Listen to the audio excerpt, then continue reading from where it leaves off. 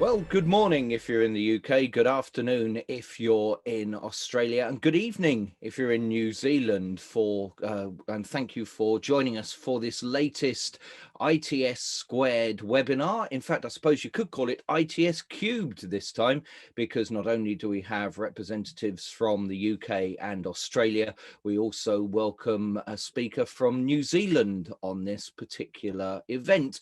Today, we're going to be talking about autonomous vehicles, the development and delivery of the technology, how they can be developed to deliver what people want, and how different countries may have different needs and expectations. I'm Paul Hutton. I'm Communications Manager for ITS UK here in London. Our panelists will discuss their research and development and give their views on how UK and Australian industries can work together and learn from each other's experiences. We're going to have short presentations at the start, and then we're going to open it up to a Q&A, and you are very, very welcome to ask questions in the Q&A section on Zoom. Now, we're all Zoom veterans by now, so you'll know exactly where to go, but if you don't, just click at the bottom of the screen, you'll see the Q&A section, and type your questions in there, and we'll get through as many as we can within the next hour. So without further ado, let me introduce you to our panelists. They are Michael Milford from Queensland University of Technology, Mahmood Hikmat of Omeo, and Siddhartha Kastgir, who is from WMG, the University of Warwick here in the UK. So first of all, let's go to the centre of Brisbane and the Queensland University of Technology and introduce our first speaker, Michael Milford. Michael, if you would like to take us through a few minutes of presentation, and then you'll join us again later for the Q&A. Thank you very much. Thanks, Paul, and thanks everyone for turning up either early in your morning or late in the afternoon, depending on where you're located, or perhaps some other time zones. What I'll do is just take you through a few key opening thoughts to sort of segue hopefully nicely into what Mahmood and Siddhartha are going to talk about, and hopefully make for some interesting question time. So let me just share my screen. All right, sharing now. Hopefully you can all see a slide titled Key Thoughts. So what I'd really like to do in the very brief few minutes I have, and I will stick to time because the discussion part is the more interesting part of these webinars, I think, is take you through, I guess, just a brief introduction to what we do in this space, and then some of the key state of plays in terms of what's happening in autonomous vehicles and what's not happening, hopefully to provide some context for what happens later in this webinar. So I come from a centre called the QT Centre for Robotics at the Queensland University of Technology in Brisbane, Australia. Very large robotics centre. We work across all things robots and autonomous systems, and have a lot of presence in the autonomous vehicle space. So many projects with both on-road autonomous vehicles, but also off-road autonomous vehicles in areas like mining and defence, for example. And also extensive projects with government as well. And we do a lot of sort of advisory work in this area. So it's a topic that's of much interest to us. We also have a bunch of upcoming projects that are not yet public, but we're very excited about as well in the autonomous vehicle space.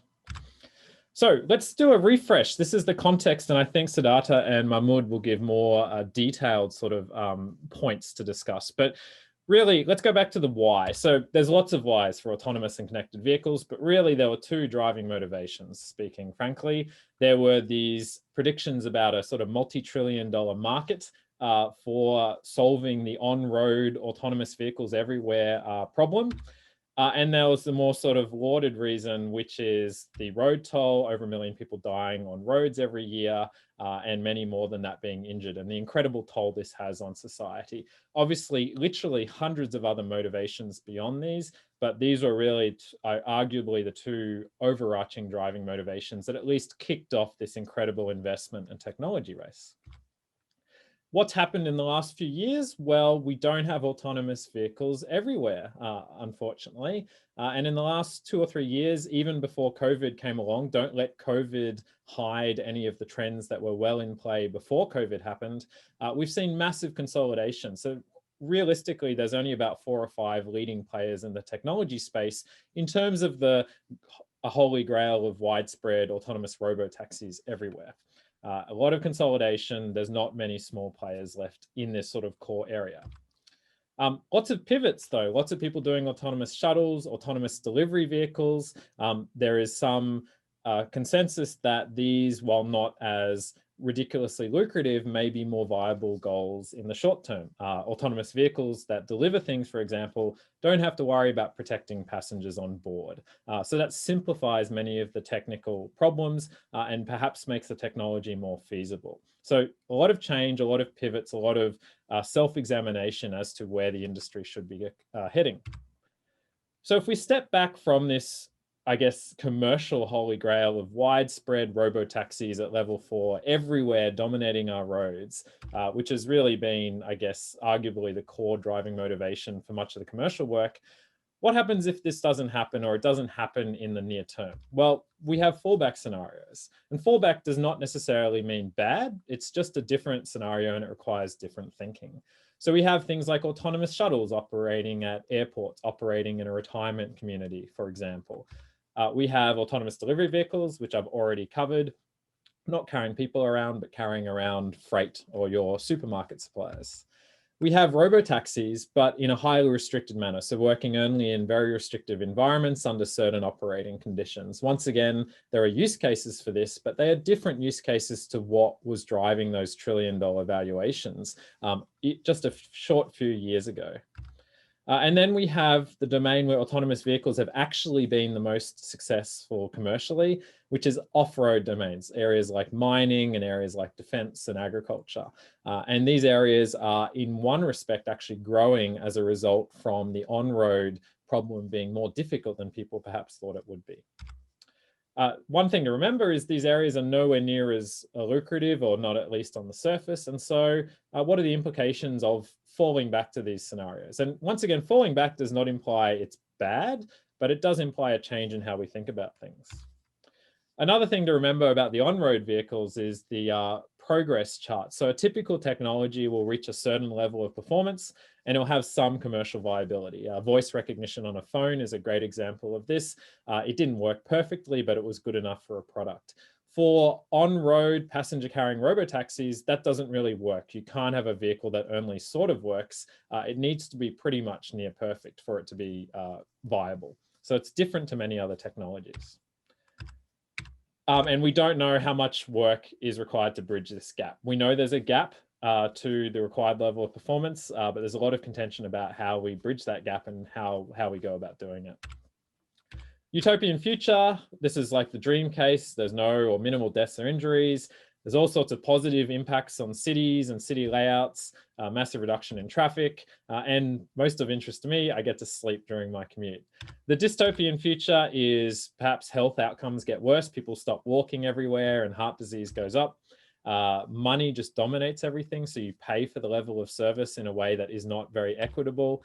And access and equity for people who couldn't drive currently doesn't get any better. They still can't use the cars, perhaps because they have to supervise them. And there's an important human piece there.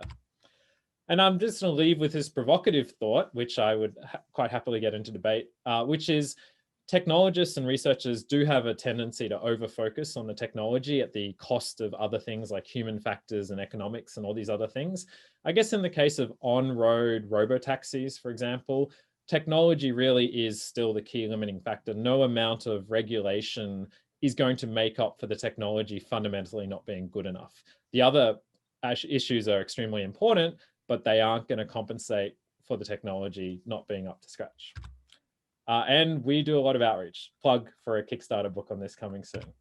All right, that's it for me. And you stuck exactly to your 7 minutes. So thank you very much indeed, Michael. That was terrific. Lots of things to think about there. And we will talk more to Michael in a few minutes with the Q&A. And I've already been desperately scribbling some thoughts and some questions next to me. When you've got thoughts and questions, please do put them into the Q&A, which you'll find at the bottom of the screen on Zoom when you move your mouse there.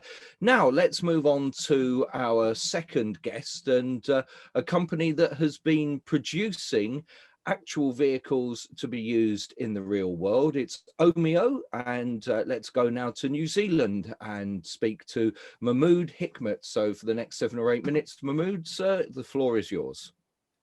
Thank you so much, Paul. Yeah, kia ora, everyone. I'm just from New Zealand, so it's a bit later for me than everyone else. So just felt very, thanks so much for presenting before, Michael. I'm going to lead off from a lot of what he said. So very simply, we're a level 4 autonomous shuttle manufacturer.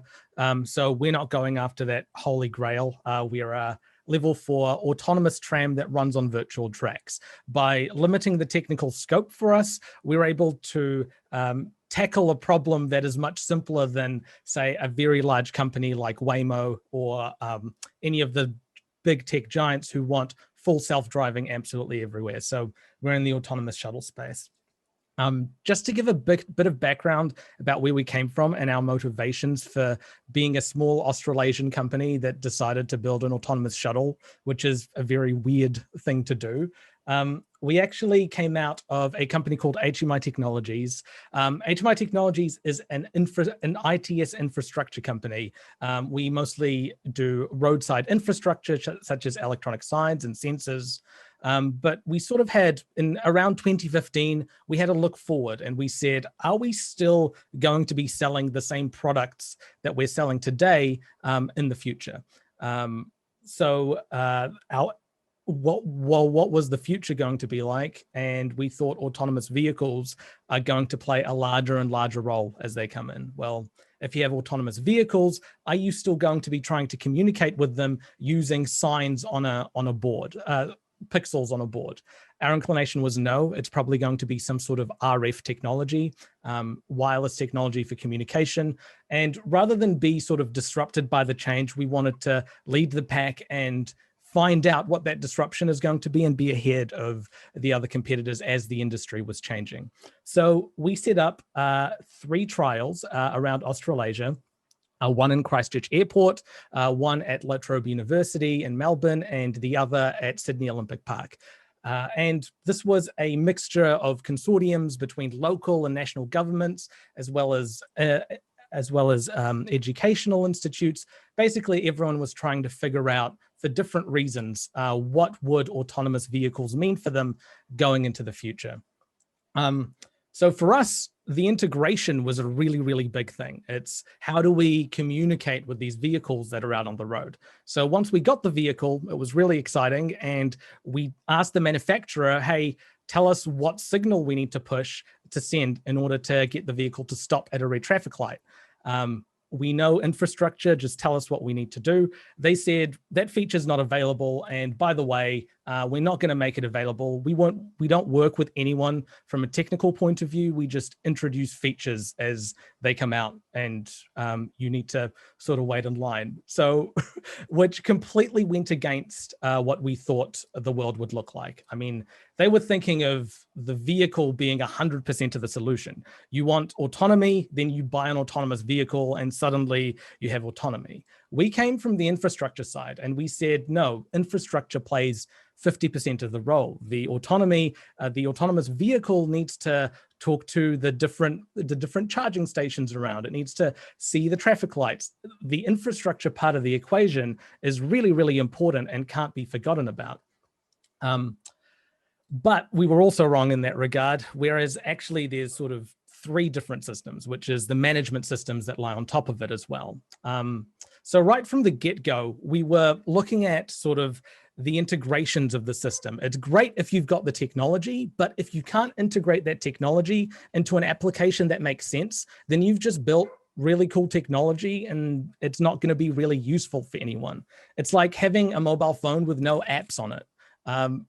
You'll be able to technically call people, but a lot of the value that comes out of it is the integrations into other aspects of your life. And that brings me to a really interesting piece of research by Dr. Helen Fitt and Dr. Angela Curl down in Canterbury. And they had a research paper called Considering the Wellbeing Implications for an Aging Population of a Transition to Automated Vehicles. Basically, this body of research said that we have a tendency to just focus on the technology and rolling that out. But doing that might lower the capacity to foster social development, which means that if you focus purely on the technology and make it, say, very hard to navigate a sort of iPad solution, an elderly population or an elderly person might have trouble accessing that mobility that you brought about to try and make their lives better. From an impact on people, this is from the European Environmental Agency. They have the first and last mile report. So they looked at three different types of policies you can take. So ideal improvements would be introducing green spaces and bike lanes. Shuttles would be introducing autonomous shuttles for first and last mile solutions. And cost scenarios would be things like increasing fuel costs and road user charges. So sort of punishing people for driving more.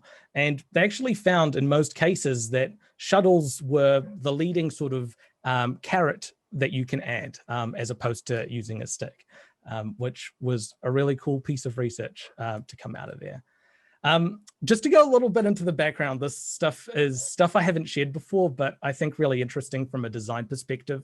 I'm going to skim over it pretty quickly, but this is sort of how we went into designing the Omeo vehicle. We actually spoke to an industrial designer called Alan Brideson, and he came up with different seating layouts that do different things. So for example, you can have sort of a perimeter perch, which maximizes standing space, but it sort of takes away from people who need a seated area. Plus, having something like a conventional facing thing ends up with awkward eye contact in that situation, which some people might not like on a vehicle. And there's all sorts of different ways you can go about creating a really cool, accessible looking area. An island design was also something that we considered where everyone is looking outward. The problem with this is if you don't have a door on the side, then it's a very awkward walk around for the person in the middle. But the advantages of this would be that no one needs to have awkward eye contact on autonomous shuttle or public transport. And there's all sorts of different ways that you can have this in place. As far as the mood, sort of like how you feel when you enter a space is really, really important. So we tried three different moods. The first one was soft and smooth, sort of creating a friendly, approachable look that isn't sort of too foreign looking. So it's a very inviting sort of look. The second thing that we looked at was a more bold and open, sort of slightly contemporary-ish looking space where we maximized sort of window design. We tried to make the windows as big as possible. And that's actually what we settled on here with our Omeo lift shuttles. It's a mixture of the soft and the open design together so people don't feel too claustrophobic when they're on board and not too intimidated by new technology. The last one is sort of a crafted polygon, sort of futuristic look. And this one was sort of a little bit out there, but we did end up using that in a vehicle with Spark. This is the first 5G autonomous shuttle in the world, which we demonstrated back in March 2019. And it's not a rendering. It looks like a rendering, but it's very much a real thing. I think it looks like an angry car. The space here under the LiDAR makes these look like eyes to me, and the car just looks a bit upset. But it's a futuristic polygonal look. I'm going to end it there and sort of just leave more space for the panel discussions. If someone has any questions, happy to answer them, as well as the other panelists too. Thank you so much. We'll talk soon. That was fantastic. Thanks very much indeed. And again, scribbling loads of questions as you've been speaking. And I actually thought that it looked a bit angry, but certainly you wouldn't dare walk in front of that particular pod. So it's probably quite a road safety feature to make it look like it wants to eat you. We'll come back to you in a moment, Mahmood, but thank you for the moment. Let's now whiz to the other side of the planet, to the Midlands of England, and Siddhartha Kastgir, who is from WMG, which used to be called, I think, the Warwick Motor Group at the University of Warwick. Siddhartha is going to be speaking about his research that he has been doing there. And they were actually in the news yesterday, so he might pick up on that as well. So for the next 7 or 8 minutes, ladies and gentlemen, Siddhartha from the University of Warwick. Very good afternoon, good morning, and good evening to people all over the world. I'm Start Kasti, as Paul said. You could call WMG as Warwick Motor Group, but officially we are the Warwick Manufacturing Group. But we do a lot of work with the automotive industry in the UK. So at WMG, I'm the head of verification and validation for connected and autonomous vehicles. And I'm going to talk to you about how safe does a connected and automated vehicle need to be? And can we ever achieve absolute safety? So hold on to that thought, and we'll come back to that. And I'll build on to what Michael and Mahmood have very nicely laid the platforms on, and trying to bring the human into that picture. So very briefly about WMG. So we are an academic department within the University of Warwick, but we are very different from a traditional academic department that you might see anywhere else. We roughly over 700 people within our department itself. And the ethos of our department, as laid down by our late founder, Professor Lord Kumar Bhattacharya, is to work in collaboration with industry. So very, very closely working with the motor industry, the automotive industry in the Midlands and rest of the UK. So let's come back to automated vehicles, connected automated vehicles, and let's talk some numbers. As Michael mentioned, safety is one of the biggest benefits of automated vehicles. So how do we go about proving that automated vehicles would be safe? So there is a statistic, and I'm going to bombard you with a lot of numbers, but hold on to those numbers for a minute. There's a statistic that if you want to prove that automated vehicles are even 20% better than human drivers, you need to drive them for 11 billion miles. Now, that's not going to happen. That's a fairly unrealistic proposition. Having said that, it's also said that if we can prove that automated vehicles are 10% better than human-driven vehicles, we can save over 100,000 lives in the next 30 years. Now, that's a very big motivation and something that we should strive towards. So we're talking about not perfect automation, but still reaping a lot of these benefits. So hold on to that thought that we don't need perfect automation for these benefits. But more importantly, and this is the key number that I want to share with you, and that would guide for the rest of the talk, is even the assistance systems that we have today, like adaptive cruise control, lane keep assist, even for those systems, 50% of the time, people don't use them, even though they have them.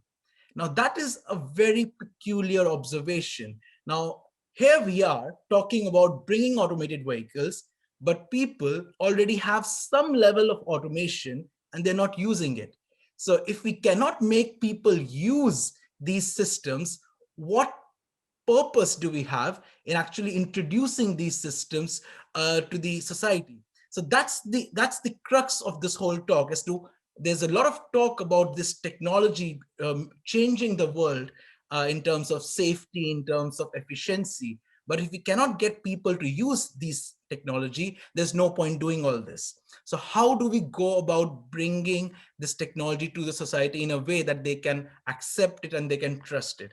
And the key aspect of this whole jigsaw puzzle is how can we build trust in automation from a societal perspective. Now, trust in automation is a fairly complex beast, but what we'll do today is, in the interest of time, talk about one of those aspects that actually influence trust. So as you see on this figure here, there are various aspects that actually lead to development of trust and subsequently use. But today, let's talk about safety. Let's talk about certification. And that's what we're going to talk about, and we can talk about the rest of the aspects in the Q&As. So let's talk about establishing safety. We already have said that absolute safety is not possible, just because even if you want to prove 10% better, you need to drive 11 billion miles. Imagine how much you need to drive for proving it absolutely safe. So the concept of absolute safety is a myth. Having said that, we can still ensure that we've reap the safety benefits of this technology, as long as we can communicate the true capabilities of the system. But more importantly, we can communicate the true limitations of the system.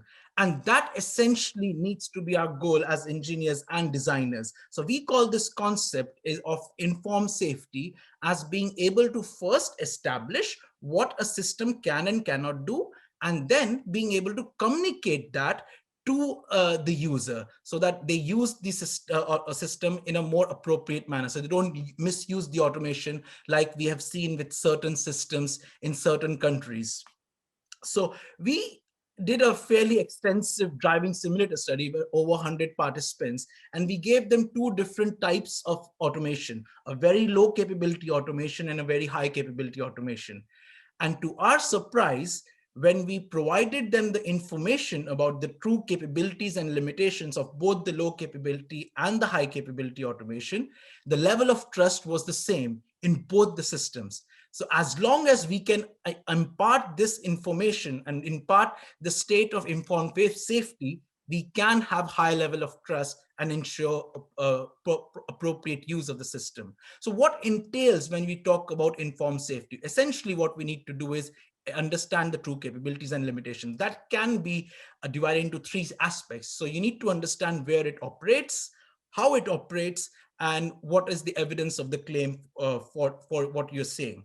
Now, from a user perspective, they are only interested in the first two aspects. So they want to know where it operates and they want to know how it operates. But the key aspect over here is not just tell them in the form of rules, because as soon as you start doing that, then you've lost them, because your rules will never be fully exhaustive.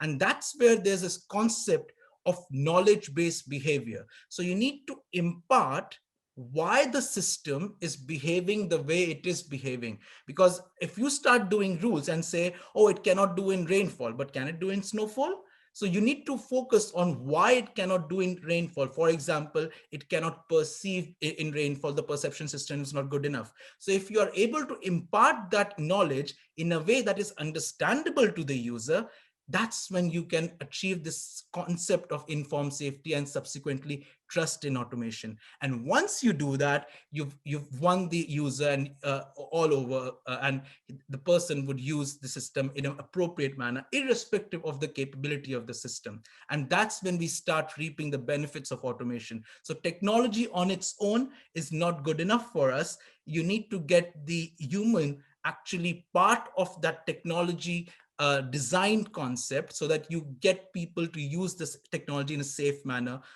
Without that, there's no point doing all this. So very briefly, all this research is funded by various funding sources in the UK, from the Centre for Connected Autonomous Vehicles, High Value Manufacturing Catapult, and the UKRI Future Leaders Fellowship. With that, I will leave at that point. Happy to take any questions. Over to you, Paul. Thank you very much indeed. So we'll welcome back our other two panelists as well. And remember, you can put your questions into the Q&A. Let's start though, Siddhartha. I just wanted to pick up on the absolute safety and also the public perception, and the fact that the public, drivers that have ADAS systems don't necessarily use them. Part of the perception, I guess, is the expectation that the vehicles have got to be 100% safe, and if anything goes wrong, then immediately everything is bad. And I just think about the fact that we had one accident in Arizona involving a driverless vehicle, which there were various reasons why the fatality happened. That got far more news coverage than 1,000 deaths of human-driven drivers, and probably put back the perception of autonomous vehicles quite considerably. That's very true, Paul. That's very true. A part of the reason is that the public awareness is not to the level that it needs to be, and we bear most of the responsibility for that. So we tend to paint this utopian picture, as Michael very nicely showed, of level 5 autonomy coming in the next few years. That's not going to happen. What we need to do is impart a dose of realism when we talk about autonomy to public. At the same time, we as human beings have a tendency of expecting more from machines. So we are more forgiving of ourselves in terms of having accidents, but we expect the machines to be fully capable. Having said that, No machine that we use today is actually fully capable. The only difference is we know what the machine can and cannot do. So if you take, for example, the iPhone, you don't use an iPhone inside a swimming pool because you know it won't work inside a swimming pool. So in a very similar manner, it's a very crude example, but that's what we need to impart for autonomous vehicles and connected autonomous vehicles to the society in terms of what they can and cannot do. But then you need to do that in a way they understand. You can't just start talking about ray tracing and LiDARs and radars. So it needs to be in an understandable manner. So I want to ask, can I'd just like to add to that as well, actually, because those are some really interesting points, Siddhartha. I think there's been a failure on the side of engineers and technical people in general about the way we communicate about technical things. It's highly inaccessible to people that are not neck deep in the technology. And that ends up really sort of creating a wall and a barrier around the work that we're doing and the types of people that can be part of the systems we're creating and what we're doing. I mean, in the end, autonomous vehicles need to serve people. And if people don't understand them, then it's going to be very difficult to cross that line.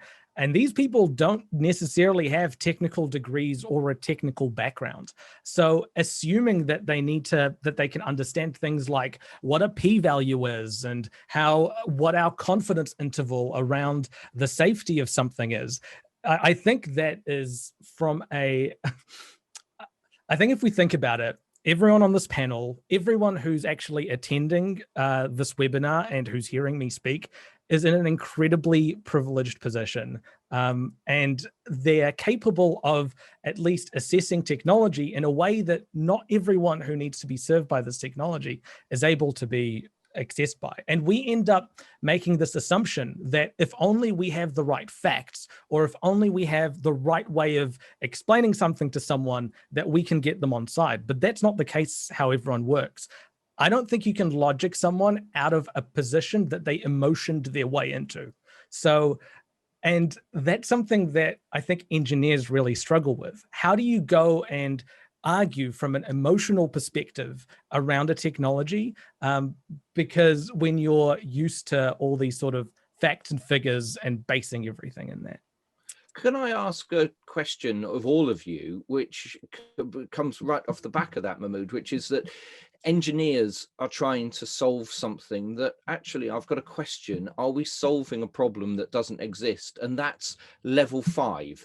You know, why do you need a vehicle with no steering wheel that can go anywhere from A to B just by putting a GPS location into it and it drives somewhere, when surely the vast majority of journeys could be done on a level 4 piece of autonomy, and when the vehicle can't do it itself, it then hands back to the human. And in fact, I asked somebody this once, and the only reason they could give me as to why level 5 was needed is so they could have a skinful in the pub and then be driven home, which I'm not sure is necessarily worth all the investment and the extra effort to get there. So I don't think that is the actual distinction. I think the key distinction is between level 3 and below and relatively widespread level 4. And the whole point for level 4 in a relatively unrestricted manner is that it doesn't require short-term immediate intervention by humans, because you're probably unable to design a system where a human who is not driving is able to vigilantly take over at very short notice in an acceptably safe manner. And that's commercially driven, right? If the biggest market and the most widespread usage is sort of relatively unrestricted level 4 and above. I have not heard that level 5 thing to level 4 as much of a distinction in all of my experience. Okay. I personally actually never use level 5 as a concept, because I don't think level 5 will ever happen, because essentially you're saying it's everywhere, and that's a serious technological challenge. But just building on Michael's point, I think there are good enough commercial reasons for introducing autonomy. At the same time, there are good enough societal reasons. So the reason you gave, you might think is not good enough. I would agree with that. But if you think of from a perspective of people who are disabled, people who don't have the ability to drive because of some health conditions, and being able to provide a mobility solution to them so that they are not dependent on their sons and daughters or mothers and fathers or relatives, is a fairly empowering aspect. So from that perspective, I see autonomy changing the way people live lives, and that's is much more fulfilling for me than saying being able to go home from after having a few pints. Right. Okay. So Mahmood, can I ask you? We talked about what Siddhartha discovered from using the simulator to human response. What's been the actual human response to the vehicles that you've had in Christchurch, Melbourne, and Sydney? Okay, I'm going to answer this question in two sort of separate sections.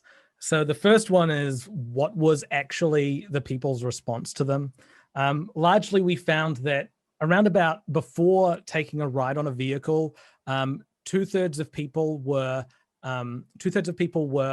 okay with it, and about one-third were very uncertain about what would happen. And we saw that drop once people had a ride on the vehicle. Once they experienced the vehicle, once they actually touched it and rode on it, they felt a lot better about it. It's an exercise in communication. This is what an autonomous vehicle is.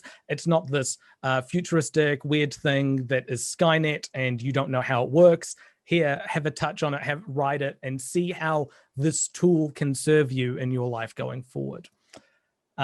That's generally how we found people take on trials. But a follow-up, and I'm sure Michael can speak to this as well, is that the implementations that we've put in so far have more or less been, to an extent, novelties from a human perspective, like a human experience point of view. It's people's first experience with an autonomous vehicle, and we're introducing them to the concept of autonomy taking over an aspect of their life. Apart from Waymo being out in Arizona and in San Francisco, there isn't really an actual implementation of robotaxis or autonomous vehicles that are a normal part of someone's everyday experience. So yes, we know how people react to autonomous vehicles when they ride them for the first time and they're a new thing, but we don't actually know very well from multiple sort of research point of view, apart from Google's, about how people actually interact with these vehicles long term once the vehicle becomes boring, once it becomes something that's a normal part of their everyday journeys, and how that affects things. Actually, Dr. Fitz and Curl's research goes into that a little bit, and how introducing an autonomous vehicle sort of sets about this iterative design process where you need to go through, by introducing them, you'll start to affect people's behaviors, and that will impact what they need from their transportation systems, which would then impact the design again. So you have that design process happening once you actually end up implementing them. And that's something that we don't really have an answer to right now. Michael, any thoughts on that? Can I add a relatively ignorant but hopefully provocative thought? I think if the technology is fundamentally good enough, so it's safe enough, the ride quality is reasonable, and it almost always gets you to your destination, I think a good use case for this, or thought example, is, and I realize I'm talking about a privileged subset of the demographic, but just think middle-class teenagers and how well they adapt to other technologies. I think if it works, you will see a remarkable transformation, at least in affluent urban inner cities. And you've already seen this with ride sharing and licenses, right? That doesn't solve it for the general population, of course, but at least that's one demographic where I think they will seamlessly adapt very quickly, if it works. You're talking of that in the affluent middle classes and so forth. Is there an issue that potentially, when we're talking about lives saved on the roads, we're going to see this technology introduced in more affluent countries, and in fact where the most lives could be saved are potentially in developing countries where generally, not always, but generally road safety is less important to people and road deaths are higher?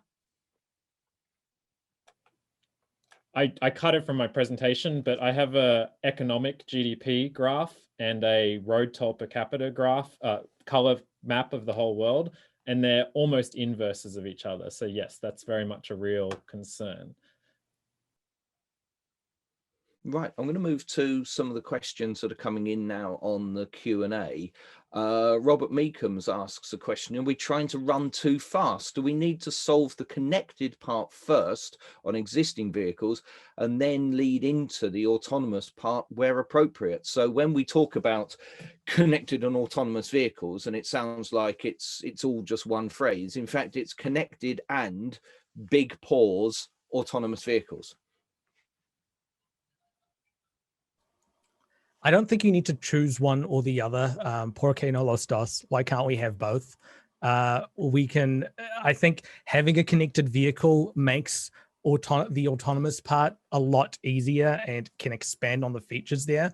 But when you have an autonomous vehicle, you can't always assume that it's going to be connected. So the autonomous part sort of is augmented by the connected part, but the connected part can't always be assumed to be there. If you do that, then as soon as you've got a jammed wireless signal, then the vehicle starts to become inoperative. So I wouldn't say that one leads into the other. They sort of work and cover different areas, but there's a lot of synergies where the two can really, really help each other. And just to add on that, I think the two have slightly different challenges also. So when you bring in connectivity, then the cybersecurity challenges come along with them. And it also depends on, are you using connectivity as a way of gathering information or a way of controlling your system? And depending upon how you use it, the level of challenges also are different. So they're two different things that can be used together, but they can absolutely be used separately in different systems. So you can have a connected system only, you can have an automated system only, and they would still work on their own. Okay, can I pick up on the economics of it as well, please? Now, I was talking to a technical journalist who was one of the leading BBC technical journalists in the 1970s and early 80s, and he actually rode in a driverless vehicle in France in 1981. He tried out an in-car nav system in 1971. So he was very much on the sort of cutting edge transport technology. And what struck me that was really interesting is one of the things he covered was Concorde. And he said Concorde was a brilliant piece of engineering, but actually economically disastrous. It didn't fly far enough. Arguably, it didn't fly fast enough, and it certainly didn't carry enough people. And it became something that the engineers were very proud of, but the business people couldn't actually do anything with. And is there a risk we could do the same with autonomous vehicles? Is there a possibility we could build them, but actually nobody could afford to either buy them or run them? And so in your research, are you looking towards, how it's going to be paid for? Am I going to rent one? Am I going to own one? Is it going to be a shuttle? Is it going to be an individual vehicle, rather like the human-driven car that's sitting outside my house at the moment? How are we going to actually work out the business case and make sure that once it's built, it's available to all and affordable? As it stands right now, with the autonomous shuttles that we have, I don't think that there's many cases where you could implement them in a profitable way. So if you're seeking to make a profit right now, I don't think that you should be getting an autonomous shuttle. It's still very much in the early adopter phase. And the advantages of taking one on board is that you understand the technology better and you're ready for that implementation, and you're further ahead than other people institutionally for taking them on board once that cost does end up coming down in that case. Are we going to ever get to a point where the vehicle to buy and operate and run is cheaper than a current vehicle that you have to pay a driver to actually drive? Because I've seen some people who claim that in time you will in effect get free travel because the actual running costs of any sort of AV will be so low that you'll, as Michael touched on, be bombarded with ads while you're having your journey, so you can travel free as long as you receive some ads while you're traveling. I mean, you know, are we really going to get to that situation? So as time goes on, I think they will get cheaper. That's generally the pattern of how technology works. As time goes on, things get cheaper. So I don't think that autonomous shuttles are going to fall outside that mold. But I think focusing purely on profit is not quite right when you're talking about. I'm not talking about privately owned autonomous vehicles. I'm talking about public transport sort of service. If we relied purely on a profit-making model, then you'd never put buses that sort of go to less populated areas or semi-rural areas. They lose money when they do that. But the role of a government in that case is to serve the population, even when it's not profitable for it, so that you don't cut people out of the mobility equation. That's why if you give control all the way over to the private sector, you're going to profit money over the people. And governments should be really careful about doing that. So this is where it stops really. I don't think I'm the right person to answer this question and make suggestions. It's a government and policy and strategy sort of view. Where do you see the role of the governance in serving the people, and how much of a control do you all want to give to private companies versus sort of doling out a little bit of money and servicing the people that you're elected to govern?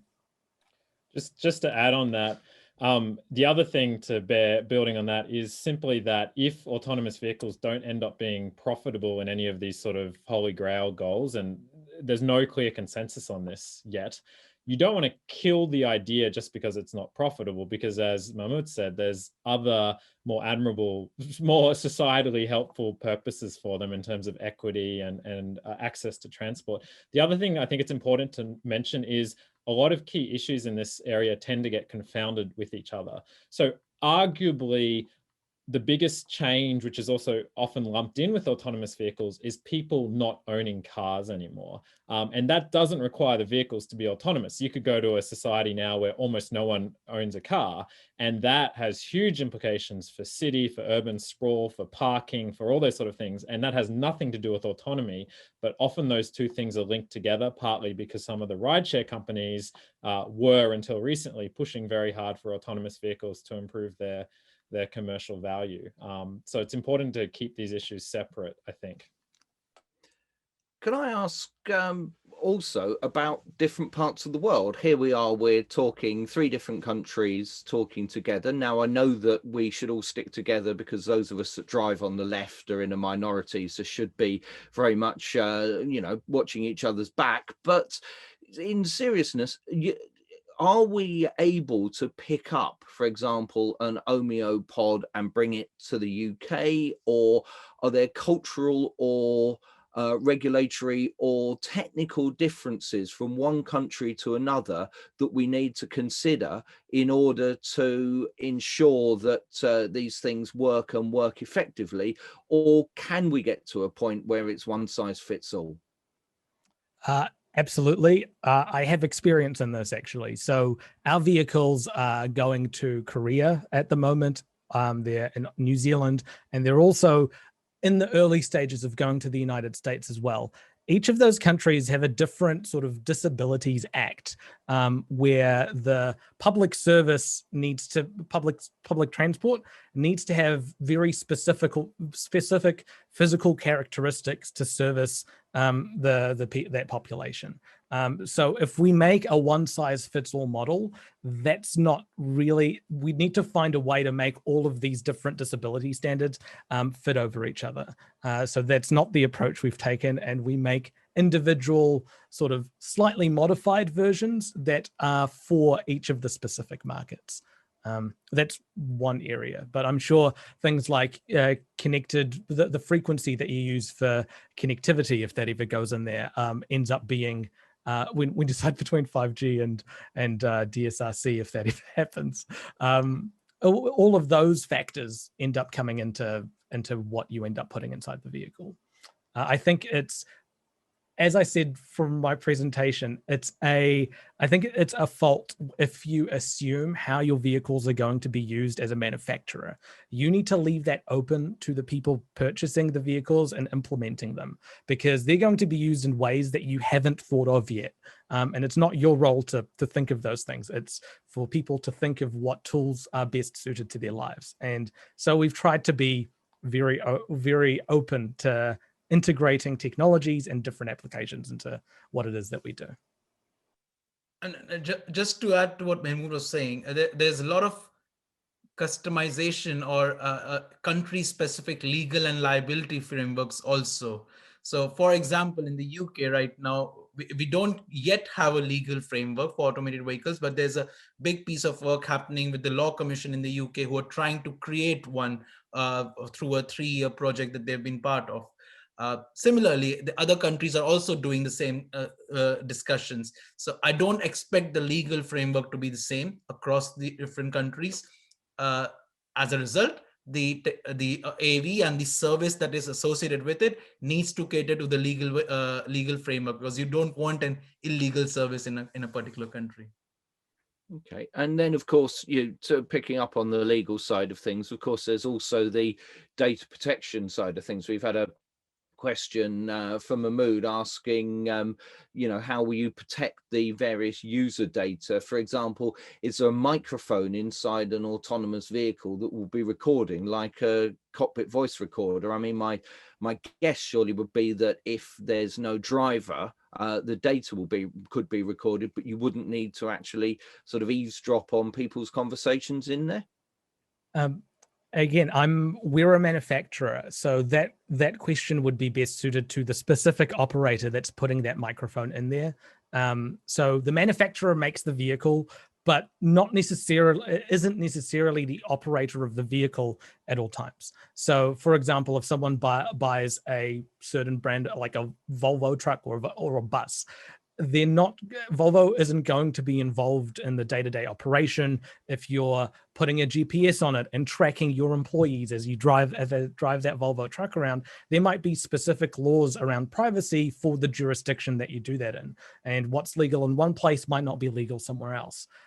What we can do is we can enable a microphone to be added if the operator wants to add that. And then it's up to the operator to use that technology in a way that's legal and correct for the place that it's going to be implemented in. It's not, if it's something that they want to record stuff and they're allowed to and they should, then there's definitely arguments for that. And there's definitely arguments against that. But I don't think as a manufacturer, we should rule one way or the other. We should allow the operators to make that choice for the applications that make sense for their autonomous deployments.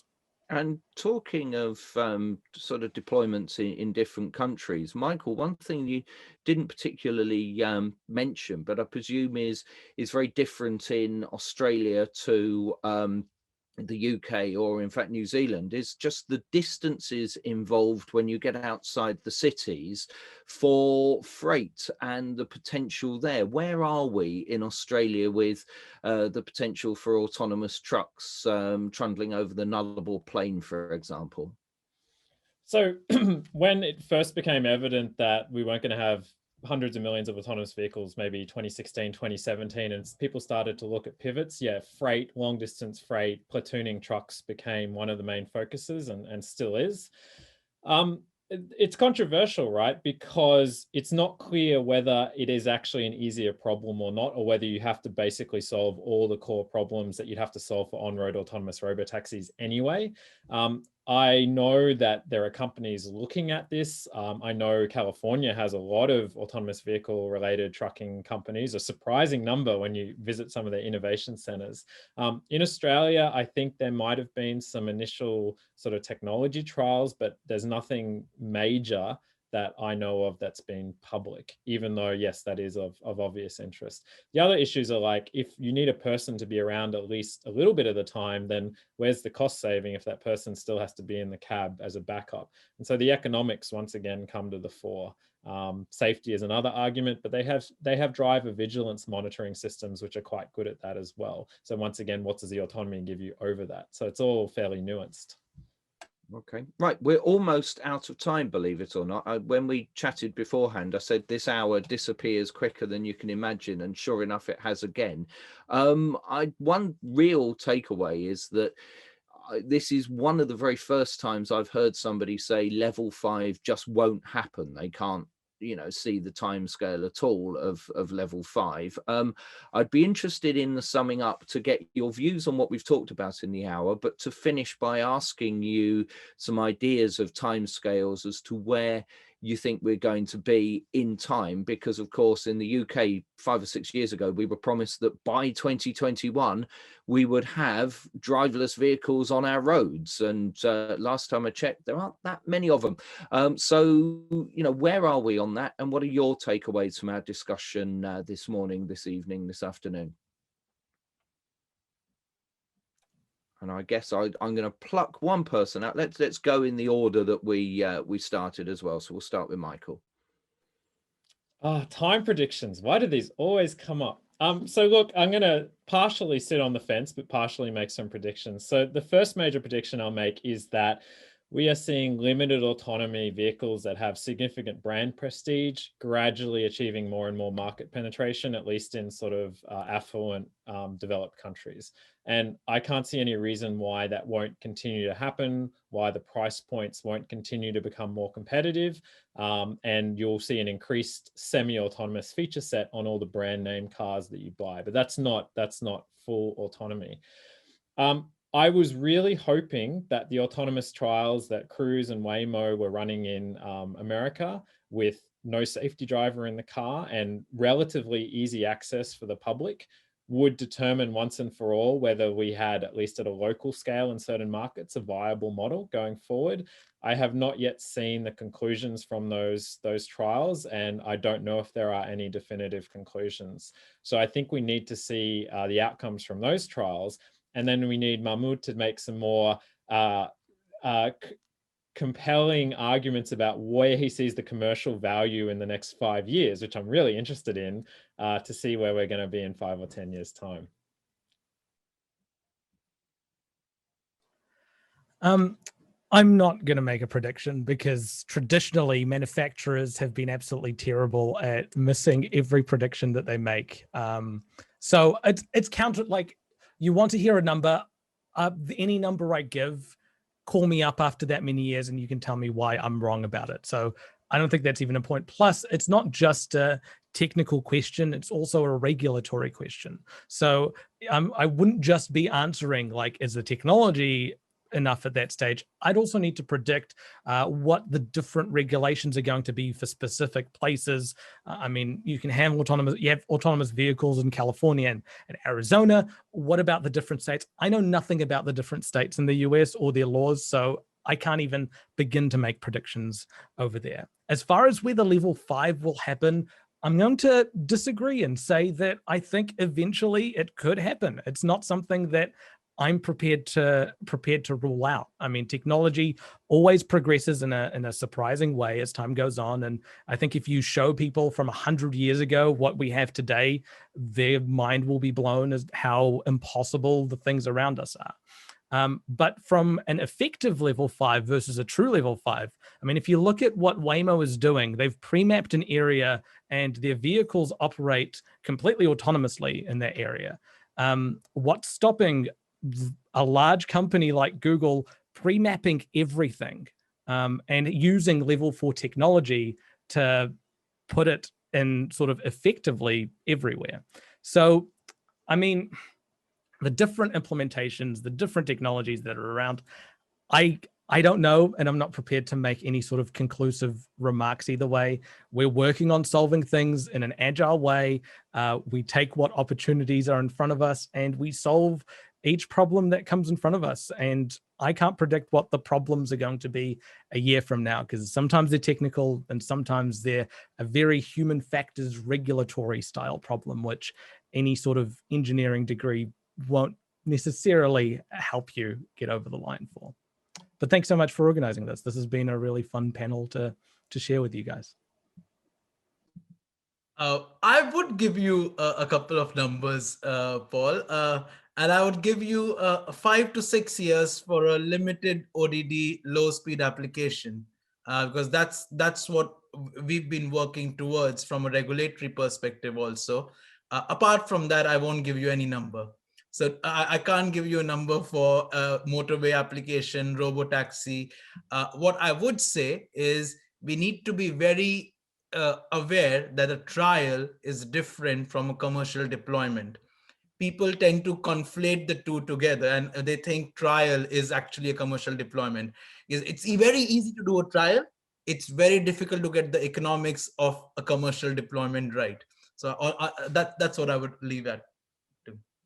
Okay, thank you very much. I mean, it's as long as we have good enough technology for when I'm about to move into the old ITS Pros Home for the Bewildered, then as the oldest person on the panel today, I hope that your work gets me to the point when I can still get around when I'm completely incapable of driving myself. So there's a time limit for you. Some would say that could be next week, but let's hope it's slightly further away than that.